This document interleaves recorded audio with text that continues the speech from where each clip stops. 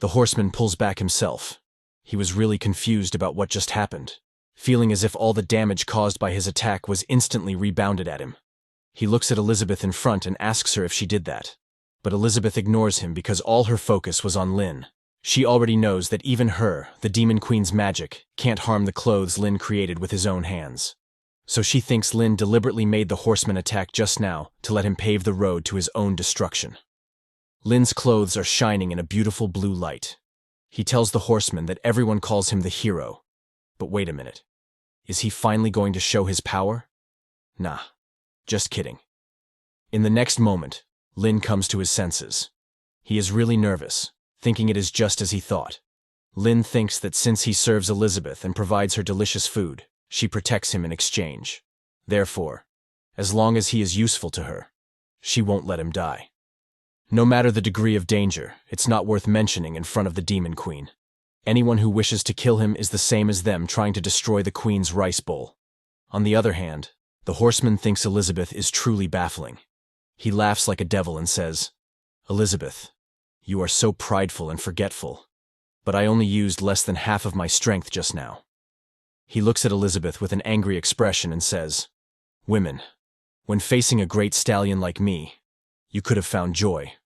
But Elizabeth, you decided to reject my iron hoof." The horseman shouts, "If that's your wish, then die for me." He jumps in the air to attack Elizabeth, saying, "The next one will be a full blow. If you have the ability, keep rebounding, and let's see if you succeed." But before he attacks Elizabeth, someone attacks him. His face gets crushed, and he falls on the ground with a solid impact. Elizabeth, who is standing there without any fear, asks, "Have you finally woken up?" The horseman is lying on the ground, and all the bones in his body are crushed. He is in too much pain and asks her what just happened. His condition is not looking good. Suddenly something slowly comes out from the sky. It is the golden dragon, which is so big that the floating island they all were standing on looks tiny in front of the dragon. After witnessing this moment, the horseman, who can die any minute, realizes this is the dragon's true form. But he is really confused, thinking about the one he just killed. What was that? Suddenly, the dragon the horseman just killed starts melting. After melting, that dragon merges into the dragon tail. Elizabeth looks at the golden dragon and thinks, "Are you using your tail as a pet teaser? That's a little trick I often used to play with you before." This is the Dragon Void Realm form, and she is the Golden Dragon Queen. Her rank is a 1-star Demon King. She is really big and can destroy the whole island with her hand. The horseman is too scared after looking at the Golden Dragon's true form. He says it's impossible because he has the power of a Demon King, so there's no way he can lose. But before he says something more, the dragon kills him. The dragon uses her fingertip to kill him, and with this, the horseman is finally dead. Lin is really surprised and asks Elizabeth if this is real. Elizabeth misunderstands Lin. She thinks Lin is pretending and has already discovered the golden dragon a long time ago. Suddenly, everything turns gold, and the whole island starts disappearing. Elizabeth explains to Lin that this space where they are isn't real. It's just an illusion that the dragon created. After everything disappears, everyone is floating. Lin is really surprised to see themselves floating in space. Elizabeth gets annoyed after seeing Lin like this and says, "Even if magic is your weak spot, this wouldn't escape your perception." In the next moment, the dragon says something to Elizabeth in the demon language, and Elizabeth also replies to him in the demon language. After hearing Elizabeth's words, the dragon starts crying like a 4-year-old child, and tears start falling from her eyes. Suddenly, smoke covers the dragon's whole body, and that giant golden dragon turns into a cute loli. While crying, she said, "Master, it's really you. I was waiting for you to be back." This crybaby Loki is Amelia, Elizabeth's pet. Amelia hugs Elizabeth tightly. Elizabeth looks at her and says, "You have already been promoted to the Demon King level. Are you still that naive?" Elizabeth originally didn't want to come here and wake Amelia up because she's so clingy. But Amelia catches Elizabeth's leg, and while crying says, "Master, don't leave me again. You have been gone for 500 years without a word. Do you know how much I missed you?" Amelia started telling how she met Elizabeth. Amelia was born between heaven and earth, and Elizabeth was the one who found her in the lost secret realm and hatched her with her magical power. They formed a servant and master contract. Elizabeth not only gave her a name, Amelia, but also personally guided her, trained her, and played with her. So Amelia made a sacred oath that she would definitely protect and serve her master. After she grew up, she became her master's mount, carrying her around to fight against vile creatures. Later, in order to put an end to the constant wars, Elizabeth decided to rule the world. Amelia was happy to see her master achieve world domination one step at a time. But since then, she saw that Elizabeth's smile has become fainter and fainter. Amelia thought that Elizabeth is getting stronger, and she is too weak to help her. Unexpectedly, when Amelia went to patrol the world in Elizabeth's stead, Elizabeth went to pull out the holy sword to find the legendary hero. And there has been no news since then. In the conference room, everyone is really sad after Elizabeth goes to search for the hero.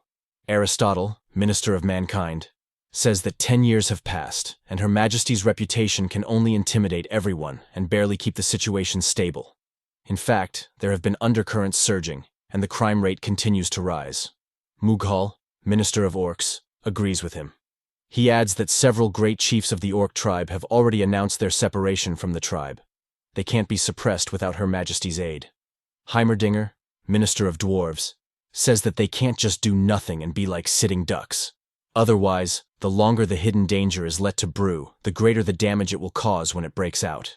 He suggests everyone go to their respective regions and stabilize the situation while waiting for Her Majesty's return. Twyla, minister of elves, asks Jim, who has been following Her Majesty the longest, what does he think? Did Her Majesty really encounter any issues with that legendary hero? Jim, minister of demons, replies that it's impossible.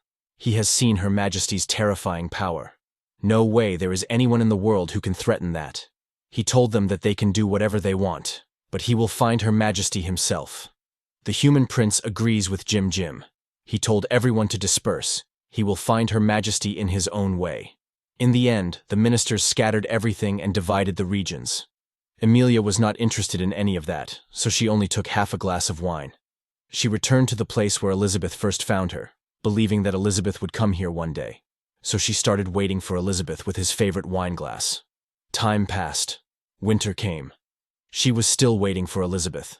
Many more years later, she is still waiting for Elizabeth, her half of the body covered by the ground. Many more years later, she is still there, her whole body covered in the ground. That's how she was waiting for Elizabeth. In the present time, Emily is crying while grabbing Elizabeth's clothes, saying, "Finally, Master has returned." Elizabeth replies, "Isn't that great? It seems like the long wait has taught you to let go of your playfulness and grasp meditation, which is the key step to reaching the Demon King level." Emily doesn't pay any attention to Elizabeth's words. She asks Elizabeth not to leave her behind again. She misunderstood that Elizabeth left without a word for 500 years, just so Amelia can grasp meditation and reach the Demon King level. Everything Elizabeth has done was for her. Lynn interrupts their conversation and asks Elizabeth to stop talking about the past because she has to quickly save little Annie. But suddenly, little Annie opens her eyes and asks Lynn where they are. Lynn is really happy after hearing Annie's voice. He asks her if she is all right. Little Annie replies that she is okay but starts crying, saying the apple brother gave her was crushed. Lynn, who is relieved that nothing big happened, told little Annie that it's not a problem. Don't worry about it. On the other hand, Elizabeth misunderstood Lynn again, thinking everything was under Lynn's control. He laid the groundwork when dividing the bananas. Amelia was like a child. She didn't let go of Elizabeth's clothes and continuously called her name. However, Elizabeth was not looking at her. She was looking at Lynn. Amelia got angry after seeing Elizabeth keep staring at Lynn. She was thinking, why does her master keep staring at that man when she didn't even look at her twice? She asked Elizabeth, who is he? Elizabeth replied that he is the legendary hero, and she stayed at his house while she was away. Amelia is not happy after hearing Elizabeth's words. She thinks the legendary hero Lynn is the one who kidnapped Elizabeth. And after 500 years, he still wants to steal her master's heart from her. She decides to settle the old and new grudges with Lynn once and for all.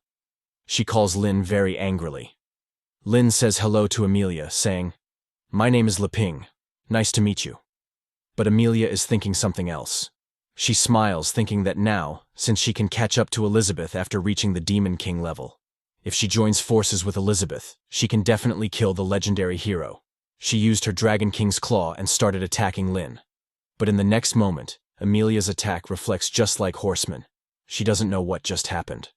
On the other side, Lin, who is standing fine, asks Amelia for forgiveness, saying he couldn't react on time. Amelia is too shocked because her attack just now was strong enough to destroy a town, and it bounced off just like that, after touching Lin. Lin approaches her and says, it's his turn to take the initiative now. Amelia is really scared after what happened just now. She thinks this is not less oppressive than her master. Lin can actually suppress her with his momentum. She was very scared and covers her face, asking Lin not to come any closer to her. But Lin was not there to hurt her. He grabs her hand and helps her stand up. He says sorry to her that he didn't receive her handshake. He looks at Elizabeth and says, no wonder you are so calm, Elizabeth. It turns out this dragon girl is your friend. Amelia doesn't know what Lin is saying. Elizabeth replies, Lin, you can also say that, but to be more specific, she is my mount. After hearing that Amelia is Elizabeth's mount, Lin starts having some really stupid thoughts. In the next moment, Elizabeth snaps her fingers, and suddenly a purple smoke surrounds everyone. They all disappear into that smoke, and in the next moment, they teleport into the beginner's village. Elizabeth said this will be all for today. Amelia is really impressed after seeing Elizabeth's skills, saying, Master is so cool.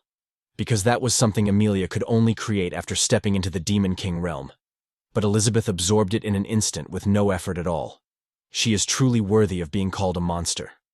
Lin was also happy, saying it's that easy to return. He thought that as long as he held onto Elizabeth's thigh tightly, all his troubles would be nothing more than child's play. But little Annie is not happy because Lin's house was too far away, and so she passed out from the teleportation.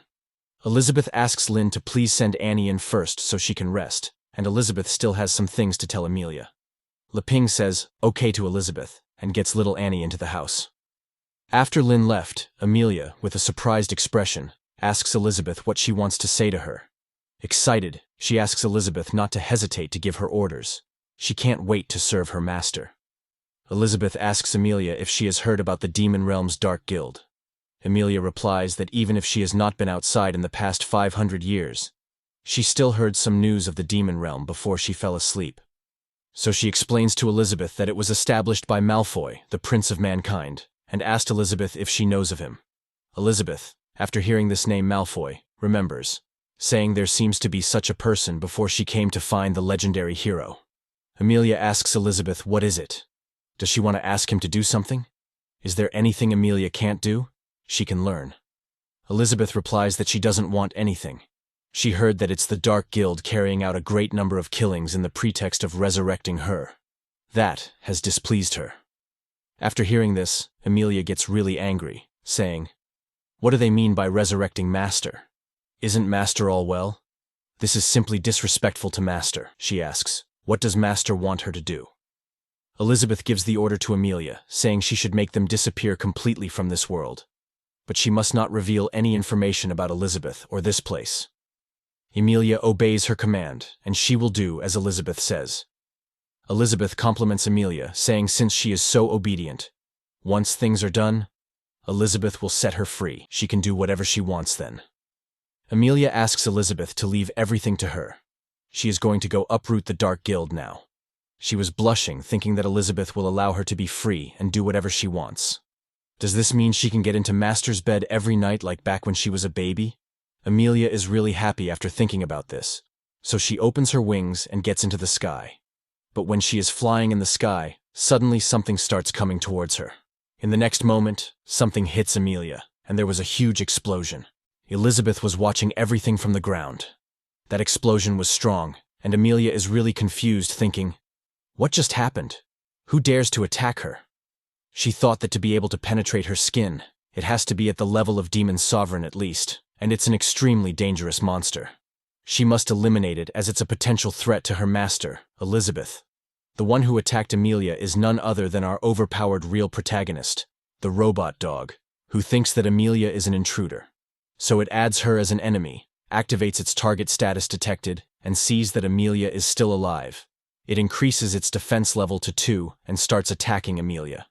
Amelia, who is still confused, suddenly sees something coming towards her. She uses her Dragon King's wings to stop the robot dog's missile attack. Amelia arrogantly said, choosing me as your opponent? You've made the wrong choice. But in the next moment, her facial expression completely changed. She gets really shocked after seeing so many missiles coming towards her. Amelia can't block so many missiles and gets hit by them. There was a huge explosion from those missiles. When the smoke goes down, Amelia's whole body was burned and she was barely able to fly. But our robot dog doesn't stop there. It detects that Amelia is alive, so it increases its defense to level 3 and starts preparing to launch its next attack. But before it launches its attack on Amelia, suddenly it hears a voice calling it a stupid dog. This is Elizabeth's voice, and she told the robot dog that this is her person. She asks the robot dog to let her go. The robot dog, trembling with fear after hearing Elizabeth's voice, has received a command and added Amelia into the whitelist. Amelia, after getting this much injured, realizes that this place is very terrifying, and she has to be alert next time. In the house, Lynn is making orange juice for little Annie. He asks Annie if she is feeling dizzy, suggesting she try drinking a glass of orange juice as the orange's taste can clear up her mind. While shaking, she thanks Lynn for his hospitality and starts drinking orange juice. After a sip, she feels something from this orange juice. Each fruit pulp contains rich magic power, and when it bursts open, it forms a fresh torrent of magic power, opening up the nerve cells in her body and sweeping away the fatigue. Annie realizes that this feeling she is getting is highly advanced divine magic. Because of this juice, her mind gets clear. Suddenly she starts seeing a ghost nun. That ghost nun told little Annie to stop suppressing her true self. It was just Annie's imagination. After that, little Annie starts crying, and tears start falling from her eyes. Lynn is exhausted and lies down on his sofa saying, "Indeed, the sofa at home is still so comfortable. Going out on an adventure is not for me." Sometime later, Elizabeth enters the room and asks little Annie if she has remembered everything. Elizabeth explains that Annie's ancestors once swore an oath to her, that the Jims clan would always stay loyal to her. If Annie's bloodline has completely awakened, the power of the oath will too. After hearing Elizabeth's words, little Annie realizes Elizabeth is none other than the legendary demon queen who ruled the world 5,000 years ago. She asks Elizabeth if she is really the legendary demon queen. Elizabeth replies, "Yes, I am the ruler of this world, Elizabeth." But little Annie is really confused because according to ancient records, Elizabeth died with the legendary hero. Annie looks at Lynn and asks if he is legendary. Lynn, after hearing the story about the hero and demon queen, laughs and says, "Although I am a little embarrassed to say this, I should be the hero." Little girl Annie is really surprised after hearing what Leping just said. She thought the truth should be like this. Back then, her brother Leping and sister Elizabeth fought the ultimate battle for the position of the strongest. As a result, within a month of fighting, they developed feelings for each other. And in the end, they gave up fighting for the title of the strongest and fell in love, starting to live in seclusion for 500 years from then on. Elizabeth agrees with little girl Annie, saying what she said is almost true. But Lynn gets angry at Annie, telling her not to talk nonsense. She will offend Elizabeth. Annie apologizes to Lynn for saying that. Elizabeth looks at Annie with disappointment in her eyes, saying that as a descendant of the demon super warrior bloodline, Annie has actually fallen to such a state. She has really embarrassed the demon clan. Lynn is really surprised after finding out that Annie is from the demon clan. Annie is really sad about all that. She doesn't know what to say. But Elizabeth explains that it should have been 600 years ago. A child named Jim awakened his bloodline. His eyes would glow red when he used magic power, and his combat skills were greatly improved. However, as his power grew wildly, he also became extremely violent. Only constant killing could satisfy him. In just a few years, he left Elizabeth's northern territories in chaos. Over 100 elite men under Elizabeth's command were killed by him. The killings grew his ambition, and he actually directly came to Elizabeth's castle in an attempt to challenge her. But unfortunately, Elizabeth quickly defeated him and sealed his violent side. Since then, he has sworn to be loyal to Elizabeth from generation to generation. After hearing this story from Elizabeth, little Annie's whole body starts shaking. She says to Elizabeth that she didn't know anything. From her first memory, she's been living in the church's orphanage. The nuns, brothers, and sisters are her family. Elizabeth explains to little Annie that Annie killed everyone in the orphanage when she went berserk. She couldn't accept the reality, so she imagined that she was waiting for the nun to come back. Elizabeth knows that even if she is not there, but with his power, Jim should be able to become the overlord of the tripartite. Why did he step back like this? What about the others? There is much she doesn't know. But little Annie doesn't want to accept the reality. She says that her brother and sister are still alive. They are waiting for her in the orphanage. Leping is really confused. He asks Elizabeth that didn't they meet Annie's brothers and sisters at the market. Elizabeth says never mind because she doesn't want to explain to him. She uses her skill transfer door, saying let's just expose the lie and see what Annie's so-called younger siblings are. In the next moment, we can see the transfer door opening. On the other side of the door, we can see a bunch of soft dolls lying on the ground. After seeing these soft dolls, little Annie starts calling them brothers and sisters. In the next moment, the dolls transform into Annie's younger siblings, which Lynn saw in the market. They ask Annie to come play with them, saying, "Sister Annie, come back quickly." But before they come near Annie, Elizabeth closes the transfer door, and little Annie's younger siblings again transform into the soft dolls. Elizabeth asks little Annie if she gets it. Annie used all his magic to sustain the dolls. This is why she always stays at the magician level. Lynn was very shocked when he found out the truth. Elizabeth continued explaining that in order to get rid of the Dark Apostles, Annie awakened her bloodline to protect her loved ones, then went berserk and killed them. This is the truth she has been avoiding. Little Annie starts crying. She doesn't want to accept the truth, saying it can't be real. Suddenly her head hurts, and purple energy starts covering Annie's body. She is going to lose control. But before she does something, Elizabeth knocks her out with her finger pinch. Annie lost her consciousness and was falling.